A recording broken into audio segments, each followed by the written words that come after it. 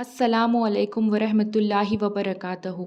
आज मैं उस चीज़ के बारे में बात करना चाहती हूँ जो हमारे लिए, जो हमारी ज़िंदगी और आखिरत के लिए सबसे ज़्यादा इम्पॉर्टेंट है।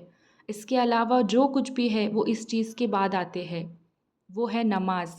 नमाज के बारे में मैंने पहले भी कुछ वीडियोज़ में बताया है, लेकिन आज हम स्पेसिफ़िकली दो ग्रुप्स में लोगों को डिवाइड करेंगे। प्लीज़ बोरिंग बोलकर ये वीडियो को बैक ना ले, इस वीडियो को आखिर तक देखें। प्लीज़ ये वीडियो को दिल लगाकर सुने, ताकि अगर इसे 100 लोग भी देखें तो 10 लोग इसे दिमाग में ले और हमारे साथ फॉलो करने की कोशिश करें। फर्स्ट ग्रुप में ऐसे लोग हैं जो नमाज तो पढ़ना चाहते हैं, लेकिन शैतान के बहकावे में आकर वो नमाज़ों को छोड़ते हैं। ऐसे लोगों को बोला भी जाए ना कि नमाज़ पढ़ लो तो वो कोई ना कोई रीज़न देकर नमाज को टालते रहते हैं। कभी वक्त को लेकर, कभी काम को लेकर, कभी बीमारी को लेकर, और भी कई रीज़न्स हो गए, और कभी दिल में आया तो चले जाते नमाज को। अब देखो, सबसे पहले तो तौफीक देने वाले अल्लाह है, ठीक है। लेकिन ये बात भी है कि उनके दिल दिमाग में कोई सीरियसनेस नहीं है नमाज को लेकर। सबसे पहले ये समझ ले कि हुजूर सल्लल्लाहु अलैहि वसल्लम ने नमाज के बारे में ये कहा है कि नमाज मेरी आँखों की ठंडक है। पहली उम्मतों को 2 नमाज़ें थी, हमको 5 है। पहली उम्मतों की मस्जिद नहीं थी, हमारी मस्जिद है। पहली उम्मतों को अज़ान नहीं थी, हमें अज़ान मिली। हुजूर सल्लल्लाहु अलैहि वसल्लम फरमाते हैं कि क़यामत के दिन सबसे पहले हिसाब जो लिया जाएगा वो नमाज के बारे में होगा।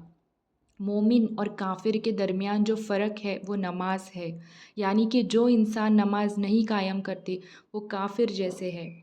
और अल्लाह फरमाते हैं सूरह मुदस्सिर में, जो गुनहगार दोज़ख में डाले जाएंगे और उन्हें पूछा जाएगा कि तुम क्यों दोज़ख में हो, तो वो कहेंगे कि हम नमाज नहीं पढ़ते थे।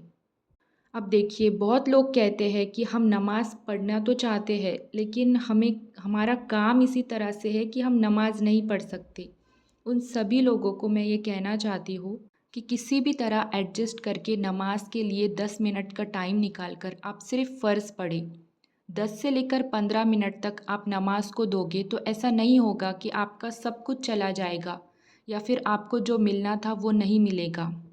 देखिए, रोज़ी जो अल्लाह ने हमारे लिए लिखी है वो तो मिलनी ही है, और ये बात को कभी मत भूलना, अपने जहन में पक्का बिठा देना कि ये कायनात को चलाने वाले अल्लाह है। तो फिर कैसा डर पैसों का, रोज़ी का, वक्त का। और अज़ान में अल्लाह ताला खुद कहते हैं हय्या अलल सलाह, और फिर कहते हैं हय्या अलल फलाह। पहले नमाज है, फिर कामयाबी है। जब हम कुछ स्टार्ट करना चाहते हैं तो बहुत प्रॉब्लम आती है, लेकिन हमें उसको प्रैक्टिस में लाने के लिए थोड़ी मशक्क़त करनी पड़ेगी। नमाज को कायम करने के लिए एक चीज़ अल्लाह ने नमाज के अंदर ही दी है, सूरे फ़ातिहा में। जब तक हम सूरे फ़ातिहा को नहीं पढ़ते तब तक हमारी एक रकात भी नमाज नहीं हो सकती। उसके अंदर एक लाइन है, इहदिनस सिरातल मुस्तकीम, या रब हमको सीधे रास्ते पर चलाए। यानी मेरे और आपके बस में नहीं है कि एक दिन उठ के हम डायरेक्ट 5 वक्त के नमाजी बन जाएं। मेरे और आपके बस में नहीं है कि हम सीधे रास्ते पर चल पड़े और हम एकदम से नेक बन जाए।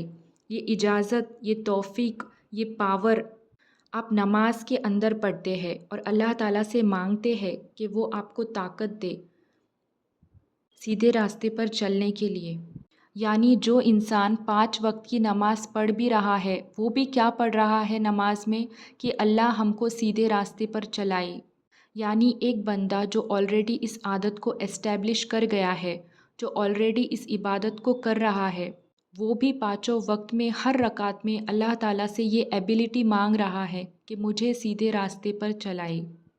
अगर आप नमाज़ पढ़ना चाहते हैं तो वो पावर वो देंगे, लेकिन आपके दिल में सिंसियरिटी ज़रूर होनी चाहिए। ये चाहत, ये क्वेस्ट होनी चाहिए कि आप इबादत की तरफ जा रहे हैं। जब आप पहले पहले नमाज़ पढ़ना स्टार्ट कर रहे हो तो अपने फ़ोन में 5 नमाज़ों के वक्त का अलार्म लगा लें, या फिर कीप नोट्स में फ़र्स्ट प्रायोरिटी नमाज लिखकर रिमाइंडर लगा दें 5 वक्त का। बहुत सारे तरीके हैं जो लोग वाकई में अपनी ज़िंदगियों को बदल कर नमाज को अपनी रूटीन में शामिल करना चाहते हैं, वो किसी भी तरह से कर लेते हैं, और इंशाअल्लाह अल्लाह सबको इसकी तौफीक दे। सेकंड ग्रुप के लोग जिसकी नमाज 5 वक्त की होती है, لیکن وہ اپنی نمازوں کو اور زیادہ خوبصورت بنائی۔ اپنی نماز میں بہتری لانے کے لیے کچھ چیزیں ہم کو دھیان میں رکھ کر فالو کرنی ہے۔ سب سے پہلے ہم کو ٹائم سے نماز پڑھنی ہے۔ جیسے اذان ہوئی ویسے ہم کو ہماری نماز کے لیے کھڑا ہونا ہے۔ نماز تو پڑھ لیتے ہیں ہم، لیکن ہمارا سارا کام کاج ختم ہونے کے بعد پڑھتے ہیں، تو یہ عادت کو ہم جلد سے جلد چینج کر لیں۔ دوسرا یہ کہ کوشش کریں کہ ہم پوری نماز پڑھیں، فرض کے ساتھ ساتھ سنت اور نفل بھی۔ تیسرا یہ کہ کوشش کرے کہ پوری نماز کھڑے رہ کر پڑھے، اور اگر سچ میں کسی کو پرابلم ہے تو وہ ٹرائی کرے کہ ایٹ لیسٹ فرض نماز کو کھڑے رہ کر پڑھے۔ دین چوتھا، ہر ایک نماز کے لیے وضو کرے۔ یعنی کبھی کبھی ہوتا ہے کہ ہم عصر اور مغرب دونوں نمازوں کے لیے ایک ہی بار وضو کرتے ہیں، کیونکہ دونوں نمازوں کے وقت کا فاصلہ کم ہوتا ہے۔ اور پانچواں کہ ہر نماز کے بعد اپنے گناہوں کی معافی مانگے اور دعائیں ضرور کرے۔ تو کوشش کرے کہ یہ ساری چیزوں کو ہم فالو کر سکیں۔ Thank you so much.